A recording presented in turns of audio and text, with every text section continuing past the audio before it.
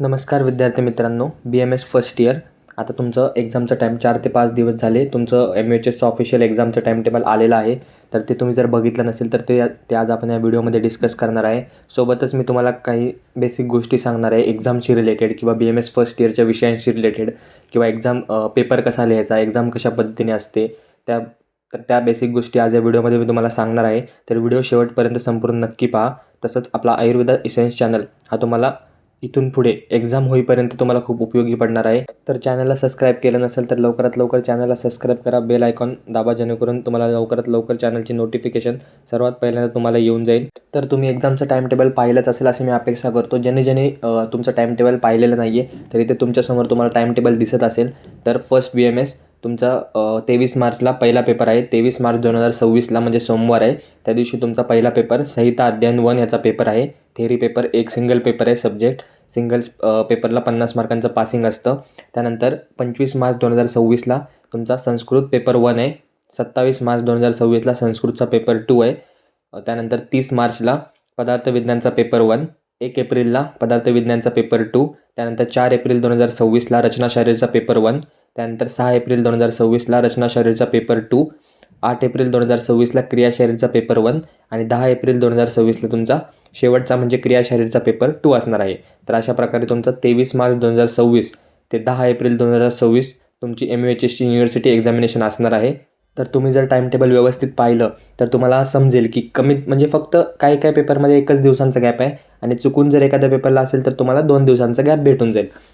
तर यावरून तुम्हाला एक गोष्ट लक्षात घेतली पाहिजे की जो काही तुम्हाला अभ्यास करायचा आहे तो आत्ता जो कालावधी राहिलेला आहे 2 ते 2.5 महिन्याचा, तर त्या कालावधीमध्ये तुम्हाला सर्व विषयांचा सर्व अभ्यास कव्हर करायचा आहे व जे ते 1 ते 2 दिवस राहतील त्यामध्ये तुम्हाला सर्व वेळ रिव्हिजनसाठी द्यायचा आहे.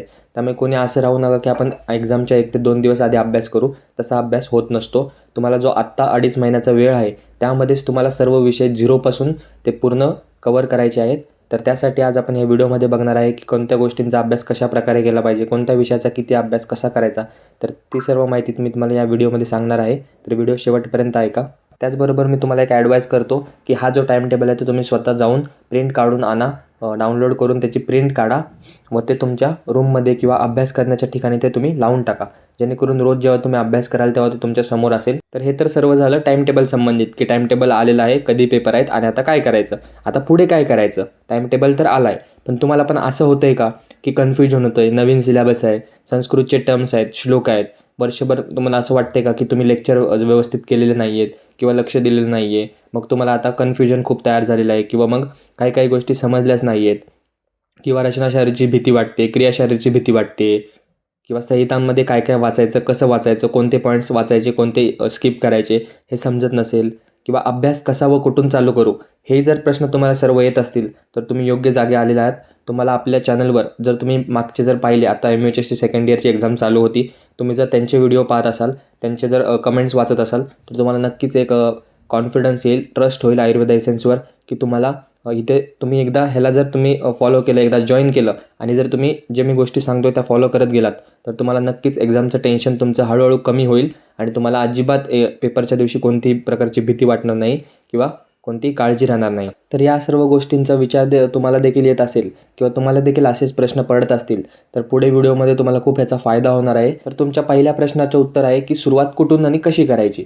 तर सुरुवातीला तुम्ही काय करा, आता मी तुम्हाला एक वेगळं टाईम टेबल लिहून देणार, मग तुम्ही ते फॉलो करणार. आता ह्यासाठी तुम्ही लहान राहिलेला नाही आहेत व ते तुम्हाला गोष्टी सर्व स्वतःहून समजतात आणि कोणी आपण दुसऱ्यांनी टाईम टेबल देण्यापेक्षा आपण जेव्हा स्वतःचा वेळ मॅनेज करून स्वतःचा वेळ स्वतःला देतो तेव्हा आपण व्यवस्थित अभ्यास करू शकतो व आपला तो इफेक्टिव्ह स्टडी होतो. तर सुरुवातीला काय करायचं, अर्जंट काय आहे ते डिटरमाइन करायचं. म्हणजे काय, तर तुम्हाला आता अर्जंट काय आहे की तुमची 2-2.5 महिन्यांनी एक्झाम आहे, तर एक्झामकडे फोकस करणं तुमची अर्जन्सी आहे. त्यानंतर क्रिएट युअर ओन टाईम, स्वतः वेळ तयार करा की तुम्हाला तुमचं माहीत असतं की तुम्हाला कोणता वेळ तुम्ही फ्री आहे, तुम्हाला कोणत्या वेळेत अभ्यास करायचा आहे, कोणत्या वेळेत नोट्स काढायचे आहेत, हे सर्व तुम्हाला माहिती आहे. तर स्वतःचा टाईम स्वतः तयार करा. त्यानंतर create your on realistic deadline. म्हणजे काय, डेडलाईन म्हणजे काय, एखाद्या गोष्टी ह्या काळापर्यंत आपल्याला पूर्ण करायची. पण रिअलिस्टिक डेडलाईन म्हणजे काय की मी ती करणार आहे. नुसती डेडलाईन बनवायची नाही की मी हे करणार आणि ते मग करायचं नाही, त्याचा विचार देखील करायचा नाही, वाचायचं नाही, तसं नाही. ओन रिअलिस्टिक डेडलाईन तयार करा, ते पूर्ण करण्याचा प्रयत्न करा. त्यानंतर डोंट ओव्हर कमिट. तेच मी जे आत्ता सांगितलं की ओव्हर कमिट म्हणजे कोणत्याही गोष्टी ओव्हर कमिट करू नका की असं म्हणू नका की मी आज 4 अध्याय पूर्ण करणार, संहिताचे 4 अध्याय वाचणार, तर ते नुसतं आपल्याला करणार म्हणजे करणार त्यासाठी नाही करायचं आहे, समजून घ्यायचं जेणेकरून एक्झामच्या दृष्टीने तुमच्या शेवटपर्यंत ते लक्षात राहतील गोष्टी. तर ओव्हर कमिट करू नका. त्यानंतर set goals for your self and your time. तर गोल सेट करा की मी ह्या आठवड्यामध्ये हा विषय पूर्ण करणार, किंवा मी पूर्ण दिवसामध्ये हे 2-3 विषयाचे सर्व रिव्हिजन पूर्ण करणार, नोट्स काढणार. तर असे तुमचे छोटे छोटे गोल्स पूर्ण करा. जेव्हा हे छोटे छोटे गोल तुम्ही तयार कराल, पूर्ण कराल, तेव्हा शेवटी तुम्हाला तो क्रेडिट मिळणार आहे किंवा तुम्हाला ते फळ शेवटी एक्झाममध्ये मिळणार आहे. तर सांगण्याचा उद्देश हाच की स्वतःचं टाईम टेबल असेल, स्वतःचं काय असेल ते स्वतः तयार करा. असं दुसरे सांगतायत किंवा दुसरे करतायत म्हणून करू नका. स्वतःला जे वाटतंय, स्वतःला जे योग्य आहे, सुटेबल आहे तसं तुम्ही करा. आत्तापासूनच नोट्स काढायची सवय लावा किंवा श्लोक पाठांतराची सवय लावा. सकाळी उठून मी श्लोक वाचेल असं डिसाईड करा. सकाळी अर्धा ते पाऊण तास श्लोकसाठी द्या. त्यानंतर मग दिवसभरात कोणते विषय वाचायचे, कोणत्या विषयाच्या नोट्स काढायच्या, असं सर्व प्लॅन करा. तर नेक्स्ट आहे तेच डेव्हलप रुटीन्स. म्हणजे जे मी तुम्हाला मागे सांगत होतो की स्वतःचं रुटीन स्वतः कसं बनवायचं. कारण तुम्हाला तुमच्या गोष्टी माहीत असतात की तुम्हाला कोणत्या, काहींना कॉलेजला जावं लागू शकतं, सबमिशन असू शकतं. तर त्या गोष्टी लगेच वगळून तुम्ही तो इतर टाईम टेबल मॅनेज करायचा. कारण असं लिहून, स्पेसिफिक टाईम लिहून, स्पेसिफिक डे लिहून तुम्ही हे करणार, तशा गोष्टी होत नसतात. व्यवस्थित स्वतःचं प्लॅनिंग करा, डोक्यामध्ये प्लॅनिंग ठेवा आणि ते प्लॅनिंग सत्यामध्ये उतरवून अभ्यास चालू करा. कारण वेळ खूप कमी आहे. तसं बघायला गेलं तर 2-2.5 महिने कधी निघून जातील. ते तुम्हाला 4 ते 5 विषयांचं वाचन करायचं आहे, सोबत नोट्स काढायचे आहेत, सर्व गोष्टी कव्हर करायच्या आहेत. त्यामुळे वेळ कधी निघून जातो समजत नाही. त्यामुळे आत्तापासून मी सांगत आहे तुम्हाला, अभ्यासाला चालू करा.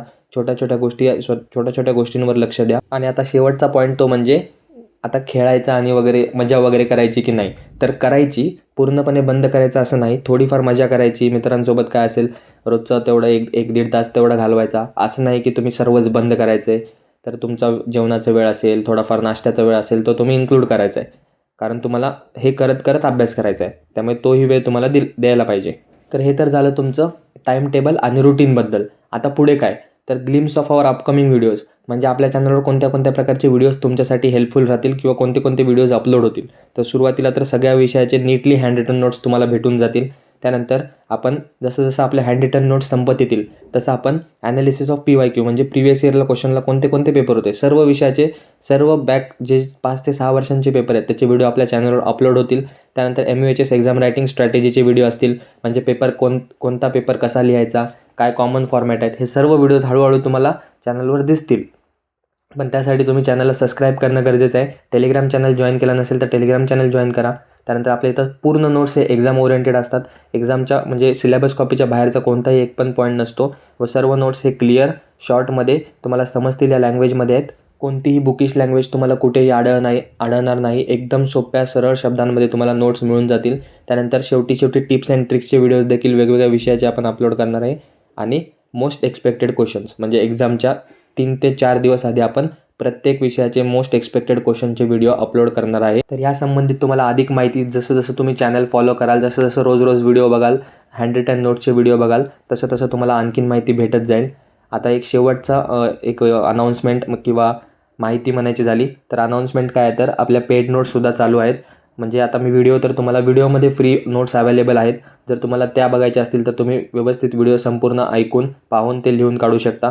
किंवा ज्यांना PDF स्वरूपामध्ये नोट्स पाहिजे आहेत त्यांना आपण PDF स्वरूपामध्ये सुद्धा नोट्स सेंड करू शकतो. ते पेड नोट्स अवेलेबल आहेत. त्यामध्ये तुम्हाला सर्व BMS फर्स्ट इयरच्या नोट्स भेटून जातील. सगळं जे आपण व्हिडिओमध्ये पाहणार त्याच प्रकारे सर्व नोट्स तुम्हाला PDFमध्ये भेटून जातील. फक्त व्हिडिओमध्ये तुम्हाला यूट्यूबवर व्हिडिओ पूर्ण बघावं लागेल, ते स्वतः लिहावं लागेल आणि PDFमध्ये तुम्हाला पेड अवेलेबल होतील. त्यामध्ये बोथ आयुर्वेदिक आणि मॉडर्न नोट्स तुम्हाला भेटतील.